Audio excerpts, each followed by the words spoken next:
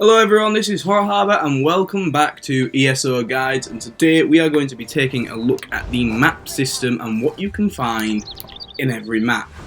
So what we're going to do is we're going to go through the basics of the overall of Tamriel, including the outer edge, and we're going to go through the basics of what the symbols mean and what you can find in any map in Tamriel.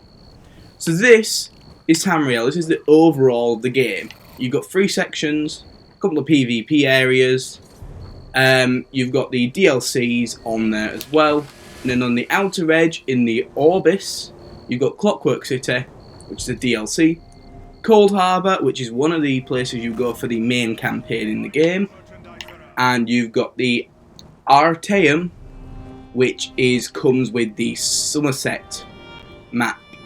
So what we'll do is we'll go into Artaeum to show you some things. Now these little symbols here are what you call way shrines.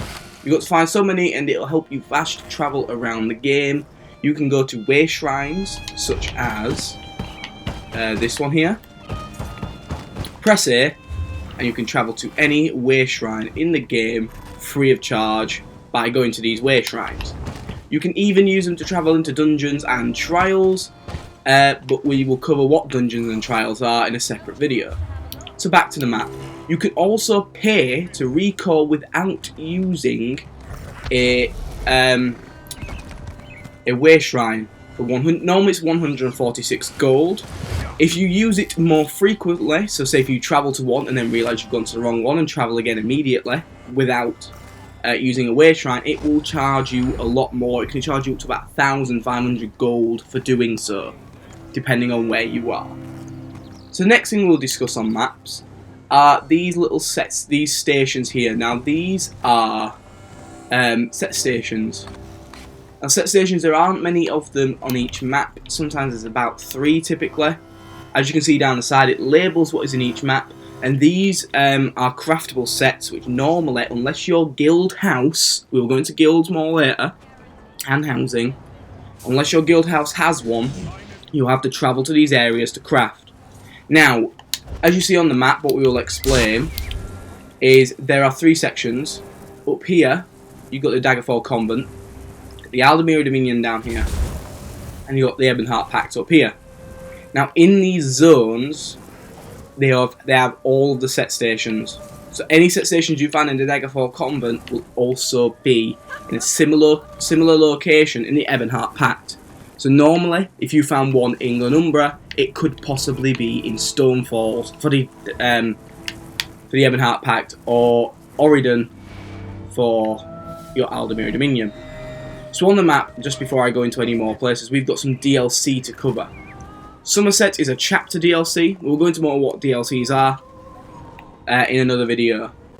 You've got Hughesbane, Gold Coast, Southern Elsewhere, Northern Elsewhere, Merkmire, Varnamfell, Hrothgar. They, on this main map, are your DLCs at the moment. You've also got Craglorn, which is a public area, mainly filled with public dungeons and public delves. We'll go into delves and dungeons in a little bit.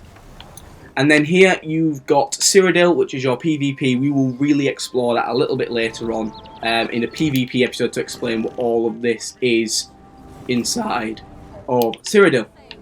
So now going back to one of the maps. These little skull and crossbones are world bosses. At a lower level, these will be extremely hard to defeat. I still can't fully do them on their own. They have over 1 million health, a lot of them. Or if they don't, there's 3 or 4 bosses in the main place.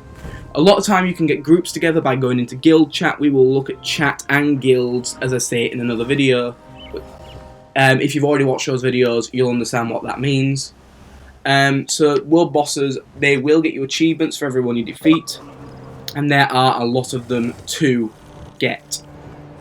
So moving on, these sort of little houses like the graveyard, castles and the monuments, they are all quest givers. They've got a story of their own, as each zone has its own story. As you can see, it's a little top marker that on this one has 11 out of 11. It looks like a little arrow. They are the main story quests, but each little zone will have its own quest, separate quest, which you can also complete. These little symbols here, these are public dungeons.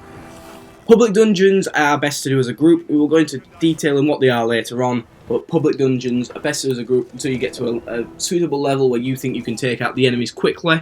I've only just got to the point where I've realised I can do them on my own. The little eye symbols are pathfinders.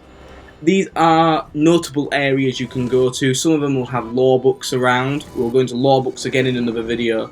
If there's anything I mention in these videos that you do not understand, I will probably go into them on another video.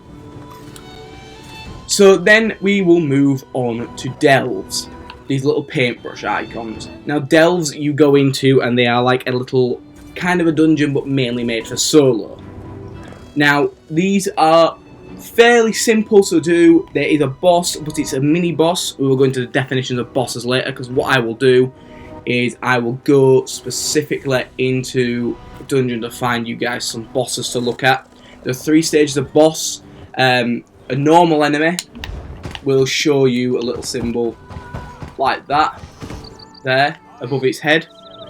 A boss will have extras on the side of that, either 1 stage, 2 or 3, and that'll show you the difficulty of the bosses.